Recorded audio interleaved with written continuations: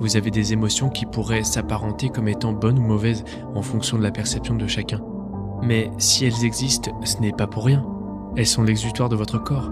La tristesse, la colère, l'ennui, la paresse, le dégoût, la joie, la surprise. Si toutes vos émotions se trouvent muselées, alors le moindre accroc déclenchera un effondrement. L'émotion refoulée explose sous forme d'anxiété ou de fatigue chronique.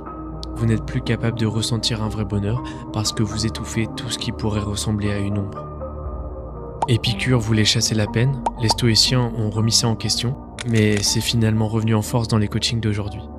Mais partout, on finit toujours par comprendre que sans ombre, la lumière perd tout son relief. Mais attendez, certains n'acceptent pas cette injonction de masquer leur peine. Et vous me direz, bon bah super, du coup ils assument la part d'ombre. Oui, mais parfois ils sombrent dans l'extrême inverse. Ils se complaisent dans la mélancolie, transforment la tristesse en étendard et en font leur nouvelle identité.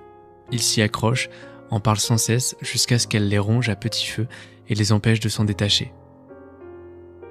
La mélancolie, c'est le bonheur d'être triste. Et j'avoue que je mentirais si je vous disais que ça ne m'est jamais arrivé. Pour tout vous dire, c'est de là que vient la création de Lacrymosophia. J'ai toujours trouvé dans la mélancolie une forme de beauté divergente.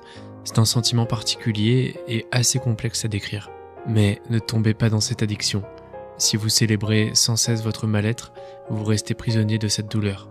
Vous avez peur de guérir, parce que guérir, c'est se défaire de ce rôle de personne torturée, qui finalement vous allez si bien, et puis entre nous, ça romantise un peu notre vie. Votre tristesse devient un costume dont vous ne voulez plus sortir. Vous fétichisez votre malheur. Là aussi, l'intention peut sembler légitime, mieux vaut exprimer son chagrin que de le cacher.